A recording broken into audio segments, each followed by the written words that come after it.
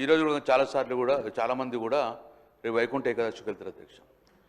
నా రిక్వెస్ట్ ఉంది అధ్యక్ష, జీరో అవర్గా భావించకుండా ముఖ్యమంత్రి గారు కూడా హౌస్లో ఉన్నారు కాబట్టి మనం తిరుపతికి వెళ్ళినప్పుడు చాలా కూడా అకామిడేషన్కి ఇబ్బంది అవుతుంది అధ్యక్ష. ముఖ్యంగా ఈ డివిజన్ వచ్చిన తర్వాత మనకు అకామిడేషన్ చాలా ప్రాబ్లం అవుతుంది అధ్యక్ష. అదే కర్ణాటక వాళ్ళకు ఒక అద్భుతంగా కర్ణాటక భవన్ కట్టుకున్నారు అధ్యక్ష. అక్కడ ఉన్న ఎమ్మెల్యేలు కానీ లేకుంటే కర్ణాటక నుంచి వచ్చిన వారికి కూడా చాలా ప్రయారిటీ ఇచ్చేసి అద్భుతంగా కర్ణాటక భవన్ కట్టుకున్నారు అధ్యక్ష. తమిళనాడు భవన్ కూడా కట్టుకోరు.